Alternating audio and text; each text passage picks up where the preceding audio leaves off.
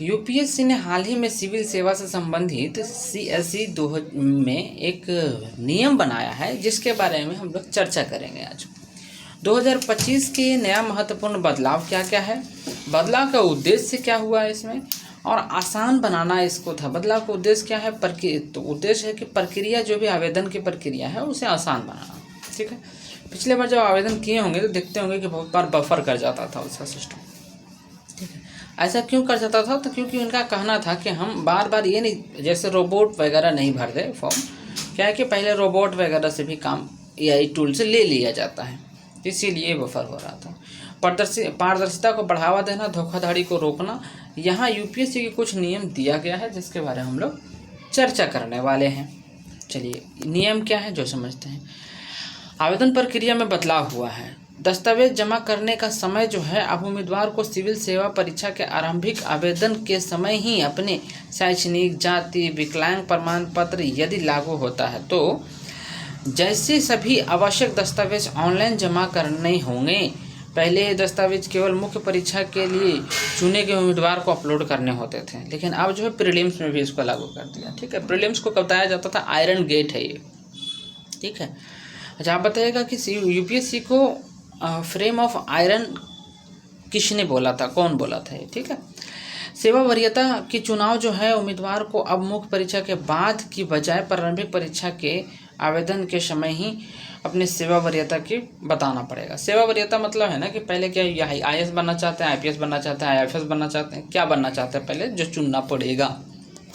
ठीक है, जन्म तिथि में देखिए कोई सुधार नहीं किया जाता। एक बार जन्म तिथि पुट कर दिए उसमें और सब सबमिट कर दिए तो आप सुधार इसमें नहीं कर सकते हैं। ठीक है, मुख्य परीक्षा के बाद अपडेट। उम्मीदवार को मुख्य परीक्षा के बाद अपनी शैक्षणिक योग्यता को अपडेट करने का मौका मिलेगा, लेकिन यह एक सीमित समय सीमा लगभग 15 दिन के भीतर ही करना है। जैसे मान लीजिए अब मुख्य परीक्षा आपका होने वाला है तो आपको इसमें अपडेट करने के लिए एक मिलेगा कि आप सीखने गए थे। जैसे देखिए मुख्य परीक्षा में कुछ समय लग जाता है, मान लीजिए आपका डिग्री नहीं पास हुए थे, अब हो गए हैं तो आप अपडेट कर सकते हैं। ठीक है, ओटीआर प्रोफाइल में संशोधन के लिए सिविल सेवा प्रारंभिक परीक्षा 2025 के लिए आवेदन करने वाले उम्मीदवार अपने ओटीआर वन टाइम रजिस्ट्रेशन में 22 से 18 फरवरी 2025 तक संशोधन कर सकते हैं, लेकिन जन्म तिथि में संशोधन नहीं होगा।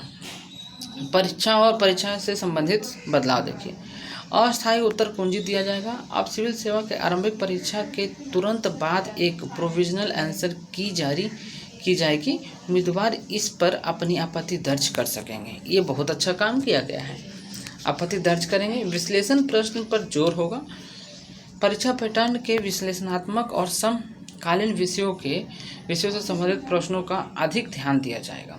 आरंभिक परीक्षा में करंट अफेयर और विश्लेषणात्मक कौशल पर अधिक जोर दिया जाएगा। मतलब विश्लेषणात्मक कौशल ऐसा हुआ जैसे आप सोच समझ के जो काम करते हैं ना, उसको विश्लेषणात्मक कौशल कहते हैं।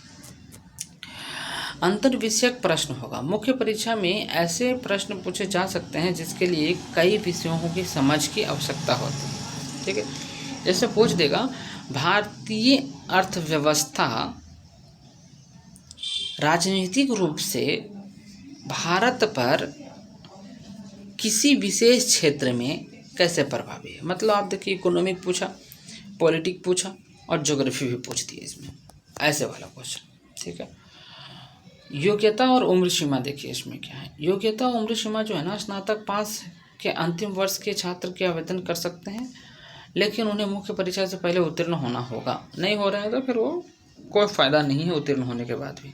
ठीक है, आयु सीमा देखिएगा 21 से लेकर 32 साल तक रहेगा। सब लोगों का कहना था कि 2 साल कर दिया, 2 साल कर दिया, ऐसा कुछ नहीं भाई, समझो पूरा बढ़िया से। 21 से लेकर 32 साल आयु सीमा रहेगा। अन्य पिछड़ा वर्ग जिसे ओबीसी कहते हैं 21 से 35 साल तक के भर सकते हैं। अनुसूचित जाति, अनुसूचित जनजाति, SC/ST वाला 21 से 37 भर सकते हैं। ठीक है, दिव्यांगजन व्यक्ति जो भी होंगे 21 से 42 साल तक को भर सकते हैं। प्रयासों की संख्या समझते हैं। सामान्य वर्ग के लिए 6 प्रयास होगा, अन्य पिछड़ा वर्ग के लिए 9 प्रयास होगा। अनुसूचित जाति, अनुसूचित जनजाति के लिए कोई सीमा नहीं, जितना बार वो प्रयास कर सकता है। ठीक है, तो ये महत्वपूर्ण अपडेट था यूपीएससी के लेकर। यूपीएससी की परीक्षा व्यवस्था में चेंज किया गया है, आयु सीमा में बदलाव के संबंधित में चेंज किया गया है ना। और आपको चेंज किया गया है यूपीएससी में प्रयास के तो वही है, सेम है, ठीक है। आयु पुट कर दिए और एक आंसर की के बारे में चेंज किया गया है। तो ये सब महत्वपूर्ण चेंज जो है आपको हम बता दिए हैं। भटकने की कोई ज़रूरत नहीं है, निश्चित रूप से आप तैयारी कीजिए। आई होप मेरी बात समझ गए होंगे आप। That's all, thank you for today, good bye.